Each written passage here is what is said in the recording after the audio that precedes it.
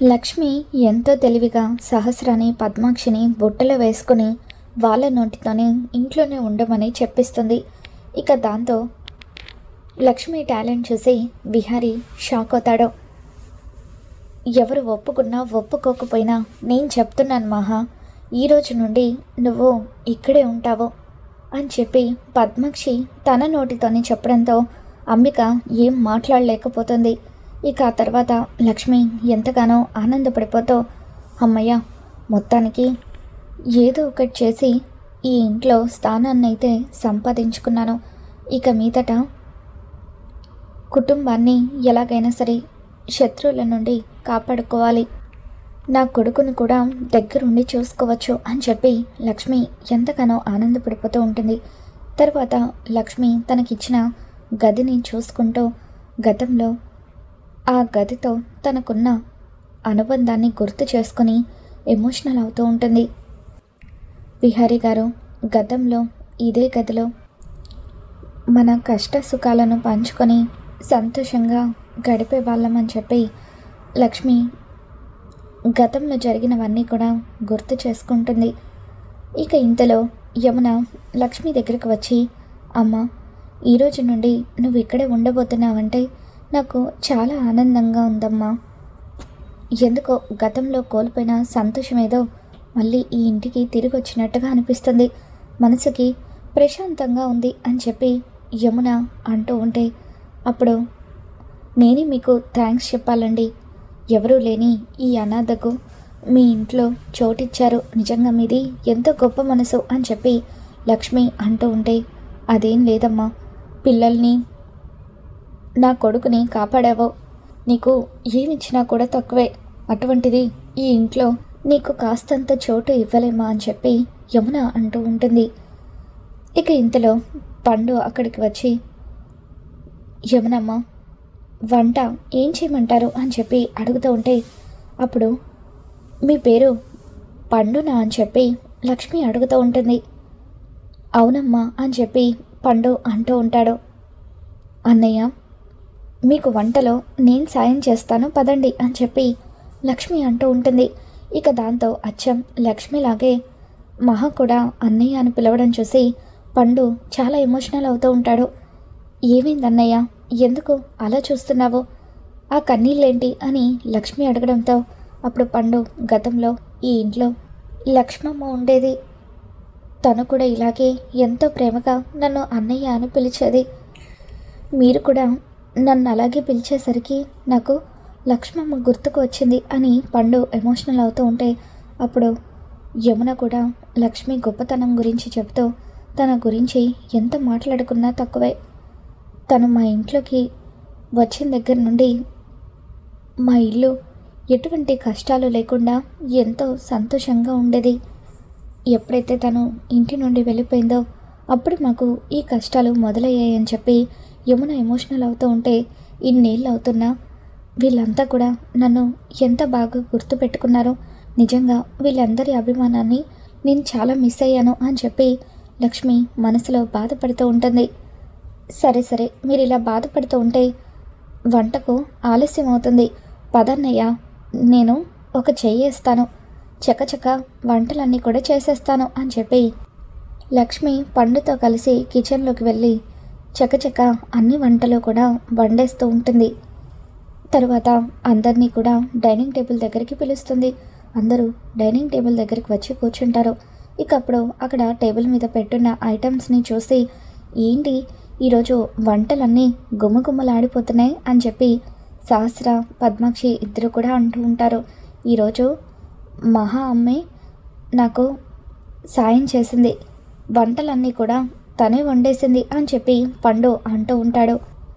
పిల్లల్ని కూడా dining table దగ్గరికి పిలవడంతో అప్పుడు క్రిష్, నాకు ఆకలిగా లేదు, నాకొద్దు అని చెప్పి అన్నం తినకుండా ఉంటాడు. ఇక దాంతో సిరి నాకు కూడా వద్దని చెప్పడంతో అప్పుడు బలవంతంగా సహస్ర సిరిని లాక్కు వచ్చి, ఏంటే వాడు తినకపోతే నువ్వు కూడా తినవా, మర్యాదగా తిను అని చెప్పి బలవంతంగా సిరికి అన్నం తినిపిస్తూ ఉంటుంది.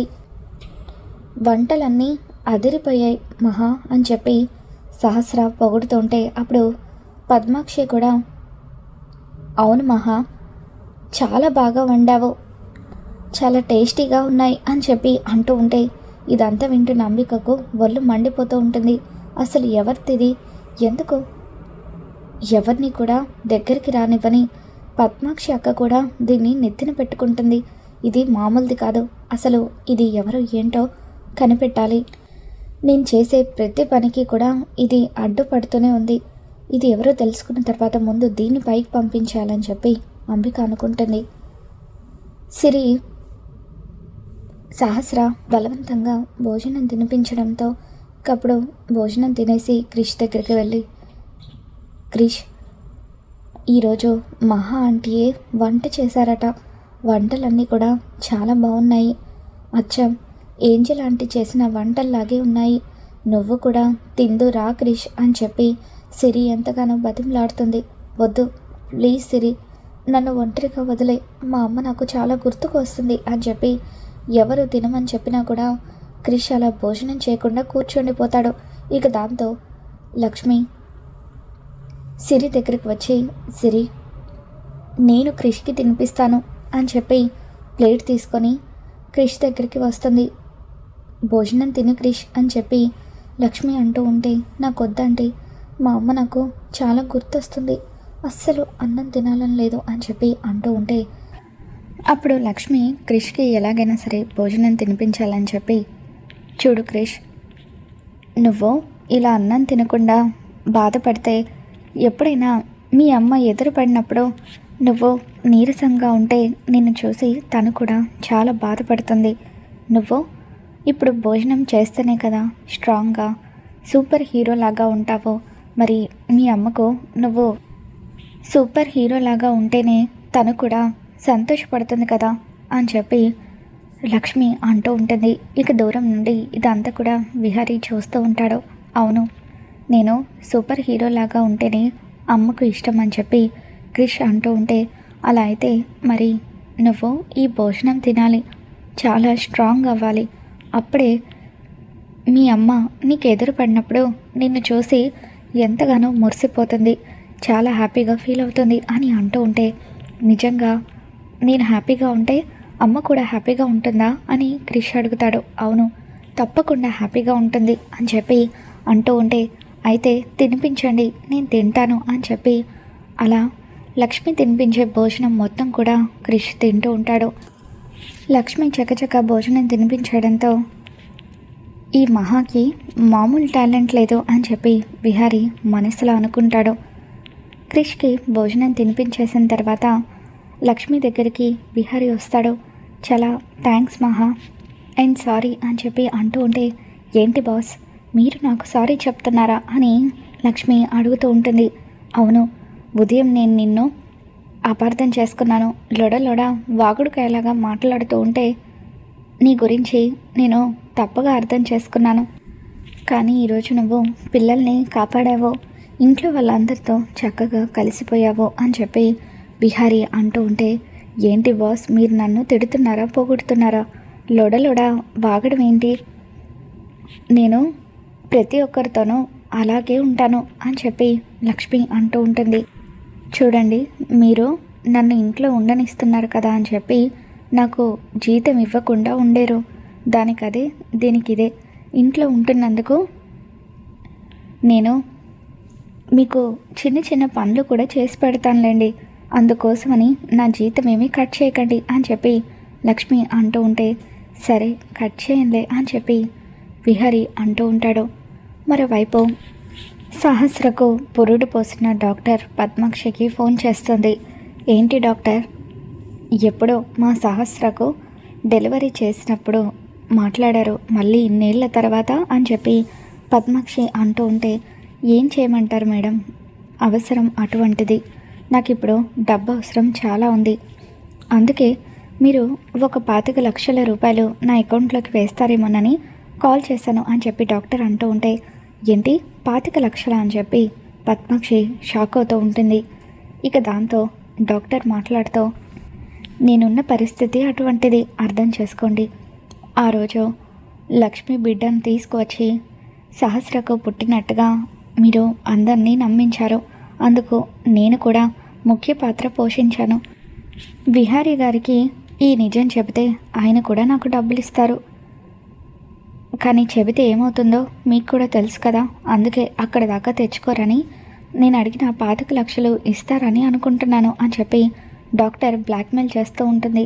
ఇక దాంతో డాక్టర్, మీరు అడిగినట్టుగానే 25 లక్షలు మీ అకౌంట్లోకి వేస్తాను, కానీ సిరి లక్ష్మికి పుట్టిన బిడ్డ అని సహస్రకు అసలు పిల్లలే పుట్టలేదన్న నిజాన్ని మీరు ఎవరితోనూ చెప్పొద్దు. ఇదే ఆఖరిసారి. ఈ 25 లక్షలు ఇచ్చిన తర్వాత కూడా మళ్ళీ బ్లాక్మెయిల్ చేయాలని చూస్తే నా సంగతి తెలుసు కదా అని చెప్పి పద్మాక్షి ఫోన్లో మాట్లాడుతూ ఉంటుంది.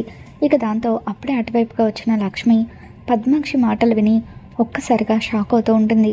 అంటే సిరి సహస్రమ్మకు పుట్టిన కూతురు కాదనమాట. ఆ రోజు హాస్పిటల్లో నాకు మొదట సిరి పుట్టిందా, అంటే నాకు కవల పిల్లలు పుట్టారా అని చెప్పి లక్ష్మి షాక్ అవుతూ ఉంటుంది. ఇక సిరి తన కన్న కూతురు అన్న నిజాన్ని తెలుసుకొని లక్ష్మి ఎంతగానో ఎమోషనల్ అవుతూ ఉంటుంది. మరి రాబోతున్న ఎపిసోడ్లో ఏం జరగబోతుందో మళ్ళీ మన ఛానల్లో తెలుసుకుందాం. ఈ వీడియో మీకు నచ్చినట్లయితే తప్పకుండా లైక్ చేయండి.